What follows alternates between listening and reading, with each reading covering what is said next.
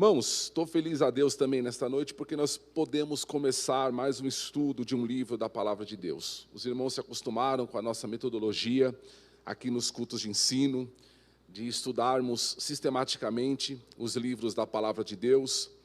Se não me falha a memória, estamos indo para o 12º livro, ou 13º livro da Palavra de Deus. Hoje começaremos a primeira epístola do apóstolo João, 1 João, como falamos no domingo, João do fundo, né? O mesmo João que escreveu o 4º evangelho, o evangelho de João. Este homem, irmãos, ele escreveu 5 livros da palavra de Deus. O evangelho de João, as 3 epístolas, que estudaremos as 3 na sequência. Hoje nós começaremos 1 João, a 2 João e 3 João, irmãos, é bem curtinha, né? 2 João tem 13 versículos e 3 João tem 15, mas começaremos por 1 João. Então ele escreveu o Evangelho, as 3 epístolas, e escreveu também o livro de Apocalipse. Então foi 5 livros do Novo Testamento escrito pelo apóstolo João.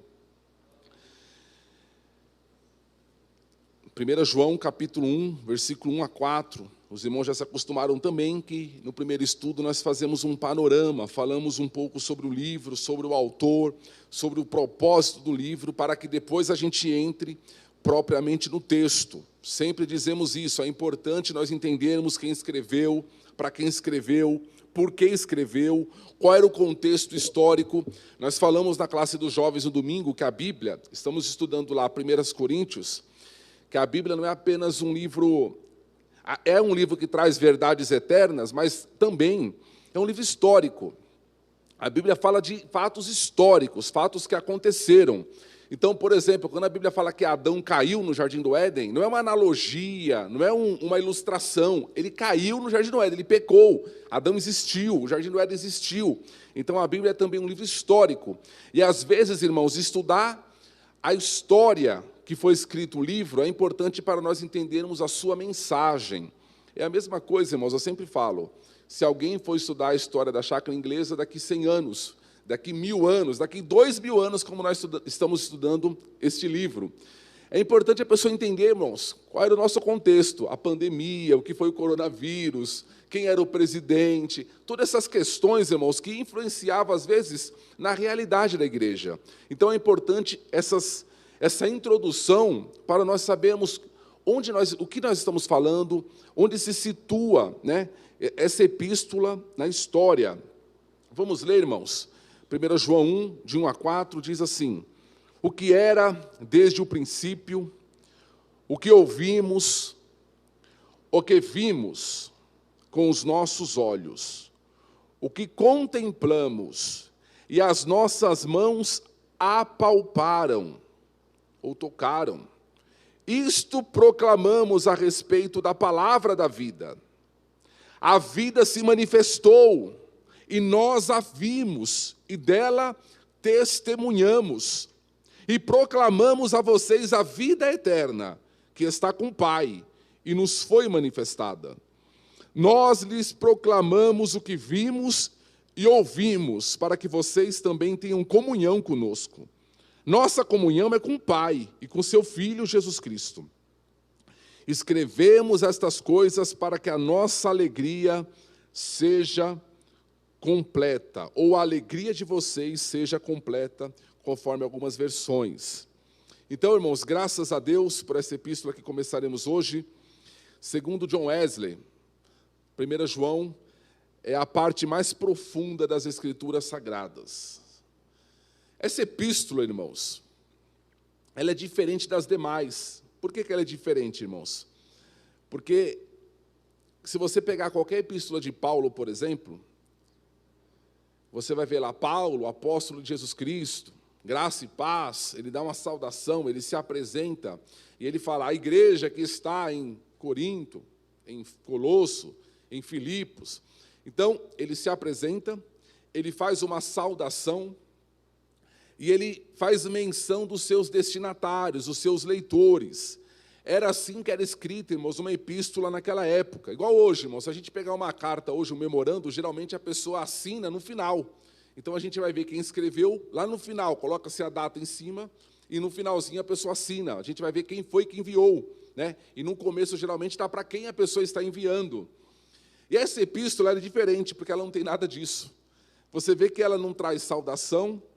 João aqui, irmãos, ele não fala, na verdade, só tem duas epístolas do Novo Testamento que fogem a essa regra, que é 1 João e Hebreus, que nós não temos na própria carta, irmãos, o nome de quem escreveu, saudação e dados, né, características, informações a respeito dos seus leitores, dos destinatários da carta.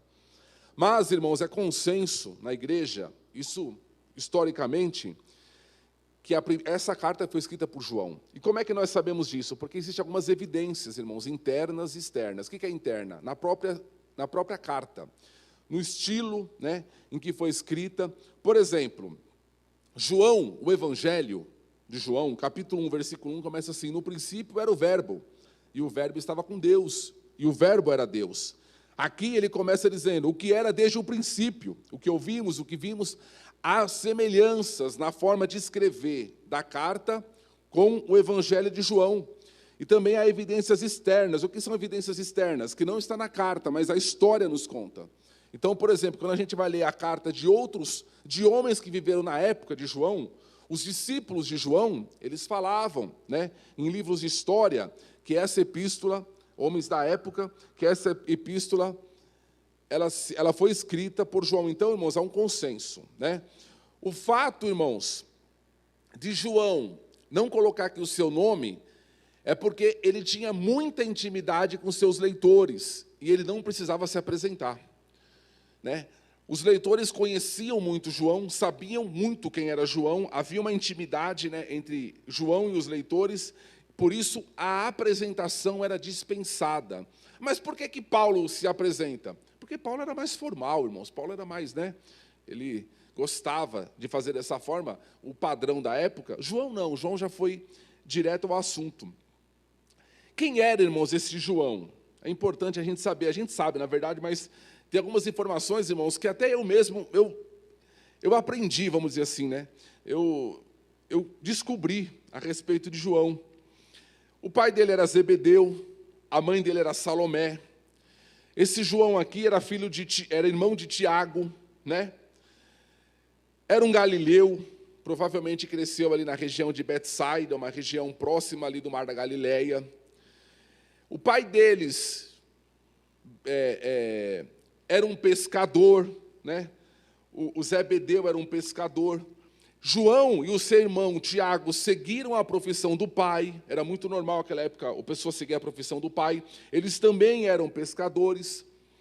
João, a princípio, ele era um discípulo de João Batista. Não confunda, irmãos, esse João com João Batista. São Joões diferentes, tá? Desde aquela época a igreja tem vários Joões. Então, esse João aqui era diferente do João Batista, aquele que batizava. Ele era discípulo daquele João, mas depois ele começou a seguir a Cristo. Esse João, o apóstolo.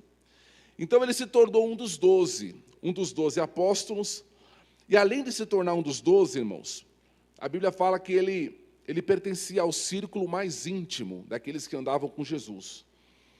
Pedro, Tiago e João. A gente sempre fala, né? Pedro, Tiago e João no barquinho. Era o círculo mais íntimo. E esse João estava nesse círculo mais íntimo. Ele ficou conhecido, irmãos, como sendo o discípulo amado. O discípulo amado. Na última ceia, Jesus, ele estava na mesa com os 12, e ele fez uma advertência, falando assim: um de vocês vai me trair. E aí eles queriam saber quem era, ficaram curiosos para saber quem era, e pediram para que João, esse João aqui, averiguasse quem era. Porque isso mostra que João estava do lado de Jesus na última ceia. Inclusive, a Bíblia fala que naquela ocasião, ele reclinou o seu peito em Jesus. Então, irmãos, a credencial do homem era boa, o currículo dele era muito forte. A Bíblia fala que ele acompanhou o julgamento de Jesus. E na crucificação, quando Jesus estava na cruz, dos 12 apóstolos, ele era o único que permaneceu ali. Tanto é que quando Jesus estava já na cruz, Jesus olhou para ele e falou: eis aí a tua mãe, a respeito de Maria. E falou para Maria: eis aí o teu filho. Ou seja, era comum naquela época, quando uma pessoa fosse morrer, ela pedisse para que alguém cuidasse de sua mãe, deixasse ali encarregado de sua mãe. Então ele assumiu ali com Jesus o compromisso de cuidar de Maria. Ele era um homem, irmãos, que no começo da sua trajetória, Jesus colocou um apelido nele e no irmão dele, Tiago, filhos do trovão. Talvez eles eram pessoas de temperamento explosivo, difícil, de pavio curto. Ele foi também, irmãos, testemunha ocular da ressurreição. Ele estava no momento em que Jesus foi assunto elevado ao céu. Na igreja primitiva, ele era uma das colunas da igreja, um dos líderes da igreja. E há um fato interessante, irmãos, e eu nunca tinha parado para pensar sobre isso. Aqui a Bíblia não menciona nenhum milagre feito por esse João.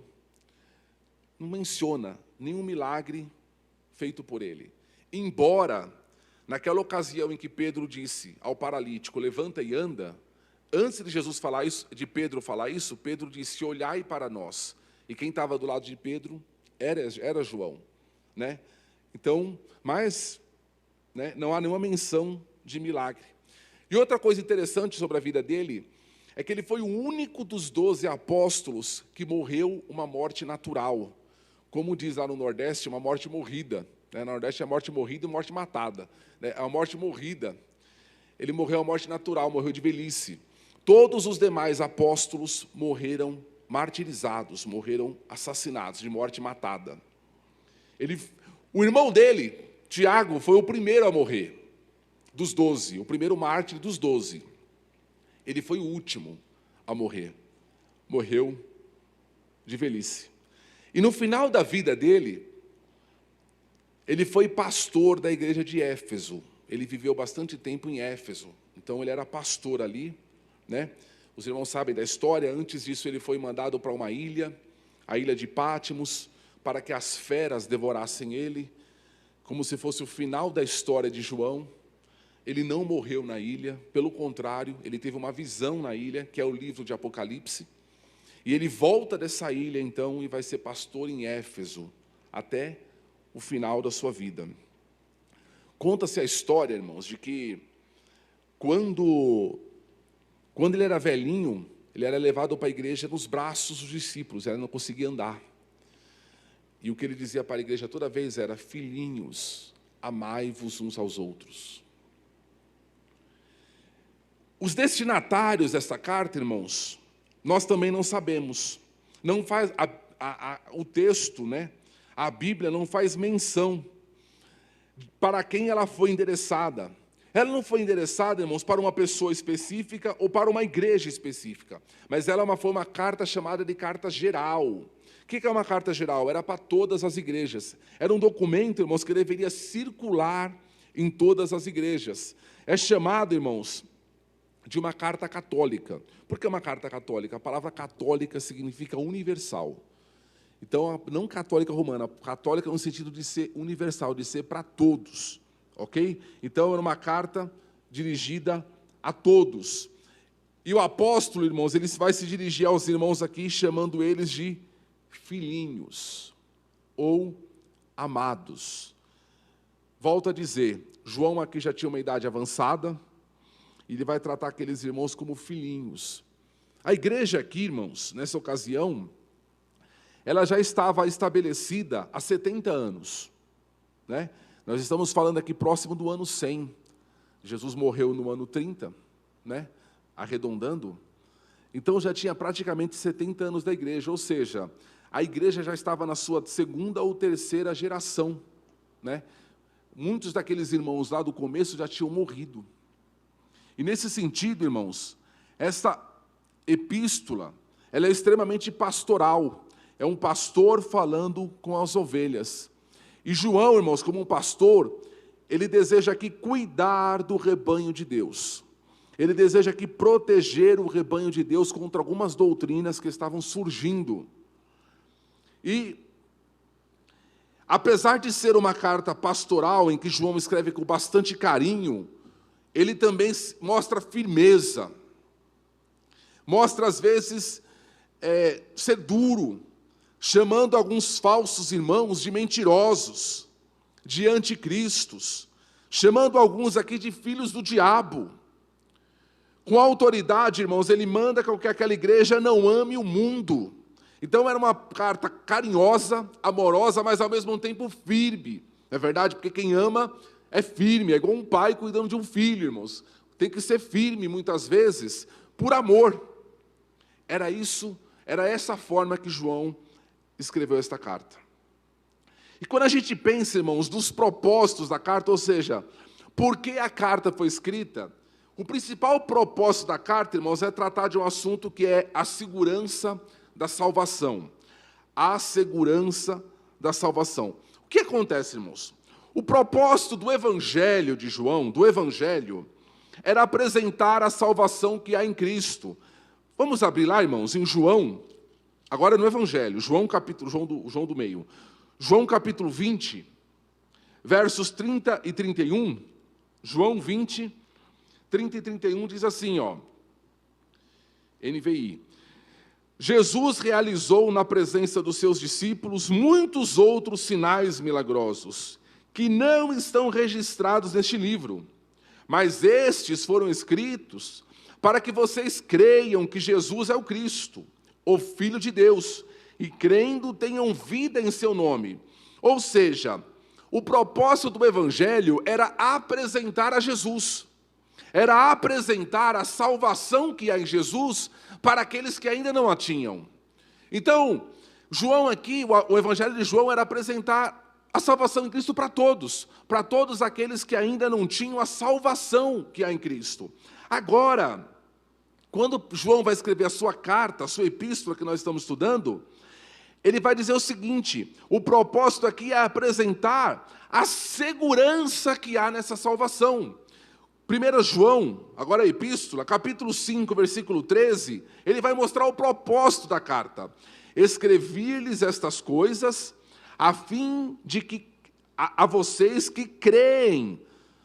Não é para que vocês creiam, vocês já creem. A vocês que creem no nome do Filho de Deus, para que vocês saibam que vocês têm a vida eterna. Ou seja, foi uma carta escrita para quem já tinha salvação.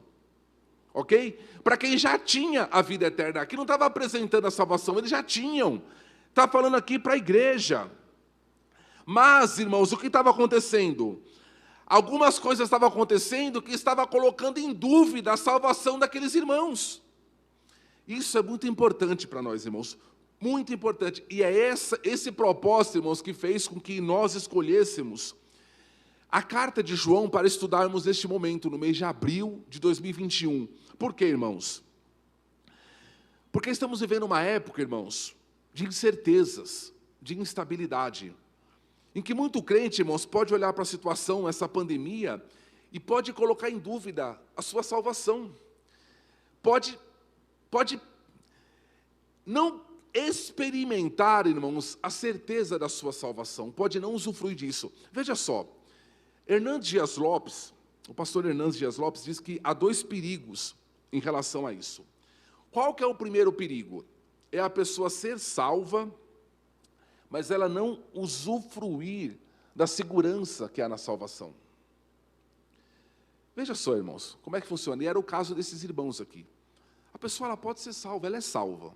Mas às vezes, irmãos, acontece algumas coisas na nossa vida, ou a gente dá uma vacilada, ou então a luta aperta tanto, que a gente pode falar, mas será que eu sou salvo mesmo? Não é verdade? A salvação não saiu de você, mas às vezes você não está conseguindo sentir aquela segurança. Parece que, fala, mas será que a promessa de Deus ainda está em pé? Será que se Jesus voltar hoje, será que eu vou subir? A gente se sente às vezes longe de Deus, mesmo estando salvos. É isso que está acontecendo aqui. João, ele não questiona a salvação daqueles irmãos. Ele vai dizer no texto que nós lemos, vocês têm a salvação, mas eles não estavam experimentando essa segurança, essa paz que a salvação traz. Esse é o primeiro perigo. Você ser salvo e não estar usufruindo dessa segurança que a salvação proporciona. O segundo perigo é a pessoa não ter a salvação, mas possuir uma falsa segurança. É o caso daqueles irmãos que Jesus falou assim, naquele dia dirão, mas em teu nome não expulsamos demônio, não curamos os enfermos, nunca vos conheci. É a pessoa que ela não tem a salvação, mas ela tem certeza que tem. Ela tem uma falsa certeza, uma falsa segurança. E aí, irmãos, a pergunta que nos faz é: pastor, mas como é que eu sei que a minha certeza não é falsa? Como é que eu sei se eu não estou enganado comigo mesmo? E aí, o pastor John Stott, ele vai falar que na epístola de João, João vai fazer 3 provas dessa segurança nossa. João fala assim, ó, vocês têm que... Vamos provar 3 coisas na tua vida, para ver se realmente você está salvo. A primeira prova, ele chama da prova doutrinária, da base. Primeira prova, você crê em Cristo? E a gente vai ver que na carta, eles estavam surgindo algumas pessoas querendo construir a própria salvação. A sua salvação está em Cristo? Irmãos, a nossa salvação, não fomos nós que construímos, não é nós que fazemos, ela vem de Cristo. A minha confiança está nele, no sacrifício dele, no sangue dele, né? no que ele fez por mim. Essa é a primeira prova. A segunda prova é a prova moral, andar como ele andou. Capítulo 1, versículo 5 diz, esta é a mensagem que dele ouvimos e transmitimos a vocês. Deus é luz. E quem tem Deus, irmãos, anda na luz. Você tem andado na luz? É verdade que, com todas as nossas falhas, irmãos, mas a gente tem se esforçado, irmãos, em andar como ele andou. E a terceira prova, ele vai falar que é a prova social. O que é isso? O salvo, ele ama o seu irmão. E é muito importante isso, porque João vai falar assim, como você diz que ama a Deus, que você não vê, se você não ama o seu irmão, a quem você vê? Então, quando você prova essas coisas, irmãos, você pode ter certeza, você é salvo. Se você crê em Cristo, se você anda na luz, e se você ama o seu irmão, você é salvo. E mesmo quando você não estiver sentindo a segurança disso, entendeu? O crente tem que ter, irmãos, essa certeza. E esse é o primeiro propósito da carta, é tratar a questão da segurança da salvação. O segundo propósito da carta, irmãos, é combater as heresias. O que estava tirando, irmãos, o sossego daqueles irmãos? O que estava tirando a paz, a segurança daqueles irmãos? Capítulo 2, versículo 26, fala assim, ó, escrevo-lhes essas coisas a respeito daqueles que os querem enganar. Tinha alguns irmãos querendo enganar a igreja. Quem eram esses? No primeiro século, estamos falando aqui do primeiro século, surgiu um pensamento, né? Uma espécie de filosofia chamada gnosticismo. É um nome estranho, irmãos, mas gnose significa conhecimento.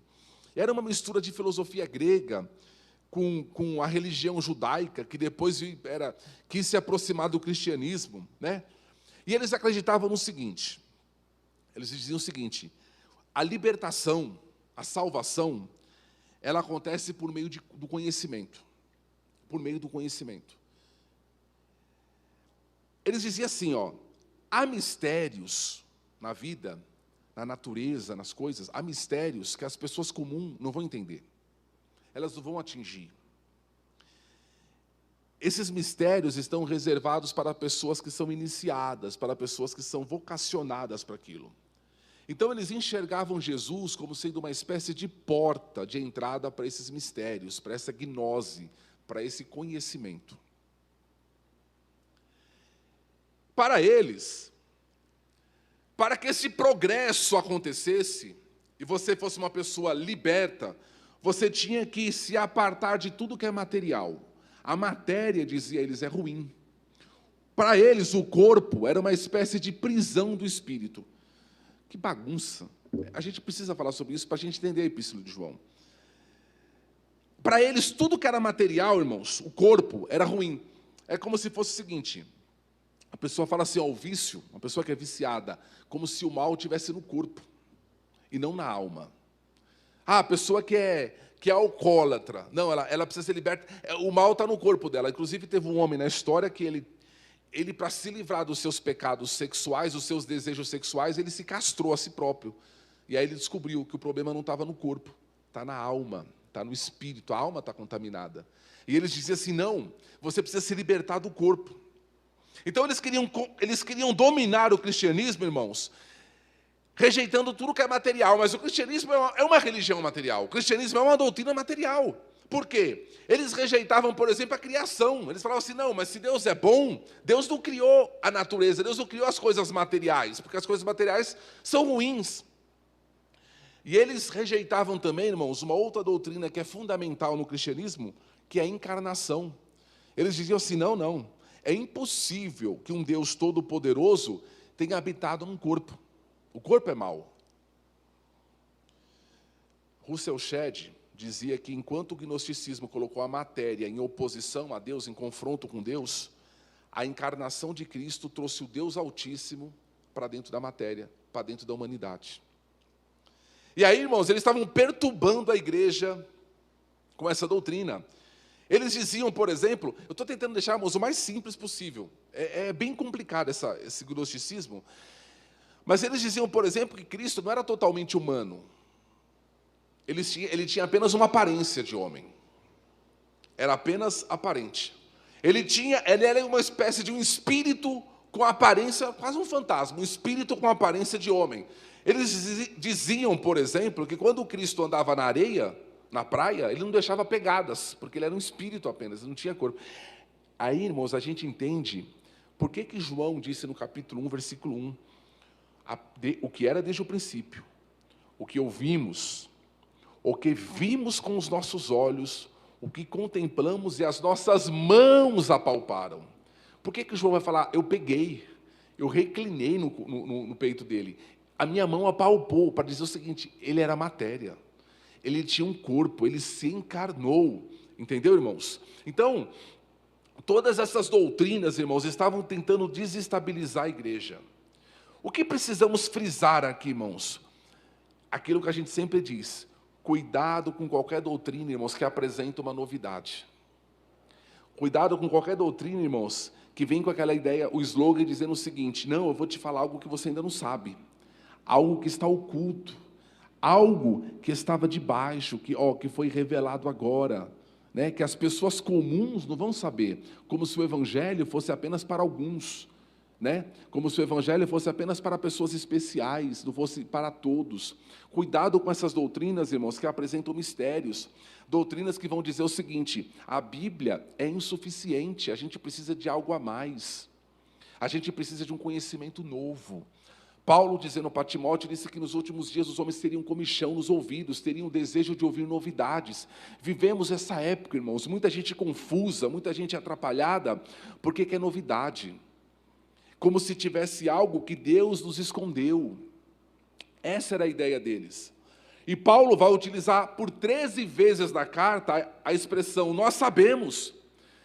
Por que João vai utilizar a expressão, nós sabemos? Porque ele estava mostrando o seguinte, eu não estou apresentando nada novo. Eu estou apenas reforçando aquilo que vocês já receberam, aquilo que vocês já conhecem. E aí João, irmãos, para refutar os falsos mestres, ele vai dizer o seguinte, olhe para a obra deles, olhe para o fruto deles. Porque os gnósticos pregavam uma salvação que era construída pelo conhecimento do homem. O Evangelho, ele prega uma salvação que é recebida pela graça. A gente recebe, a gente não constrói, irmãos, a nossa salvação. O gnosticismo pregava uma salvação que era para alguns iniciados. O Evangelho não, ele apresenta uma salvação que está disponível a todos os que creem. Essa era a diferença, irmãos. Por que eu estou dizendo isso, irmãos? Porque esse negócio existe até hoje. Está no nosso meio, irmãos, está cheio por aí. E João vai dizer o seguinte, Deus é luz e não há trevas nele alguma. Mas aqueles homens, aqueles hereges, eles vivem nas trevas. Olhe para os frutos deles. Deus não está neles, porque Deus é luz e eles andam nas trevas. E não há comunhão entre eles e Deus. Eles chegavam a dizer, irmãos, o seguinte, que o homem que adquire conhecimento, como é atual isso, irmãos? Ele atinge um nível tão alto, quando ele conhece os mistérios que há na vida, que ele fica isento de pecar, independente do que ele faça. Ele está no outro estágio, ele alcançou um outro nível, então ele está isento do pecado. E aí João, no capítulo 1, versículo 8, vai dizer assim, ó, se nós afirmarmos que não pecamos, que não temos pecado, somos mentirosos, e a verdade não está em nós. Por que João fala isso? Porque eles diziam que eles já estavam no nível tão alto que neles não havia pecado. E para a gente concluir, irmãos, a guerra da igreja contra os falsos ensinos continua no campo de batalha. Todas essas doutrinas que têm o objetivo, irmãos, de colocar a palavra de Deus em dúvida, que tem o objetivo de desestabilizar, irmãos, dizendo que nós não ouvimos o suficiente, que existe algo encoberto. Essas doutrinas, irmãos, que têm um ar de liberdade, agora você vai ficar livre quando você conhecer tal coisa. Você vai ficar livre quando você adquirir tal conhecimento.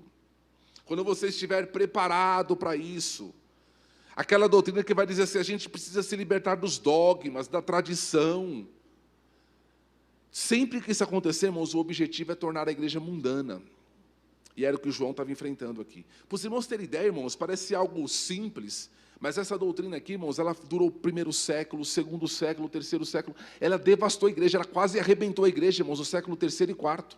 Ela foi um problema. Para os irmãos terem ideia, 8 cartas da Bíblia, 8 do Novo Testamento, é voltada para falar contra o gnosticismo. 8.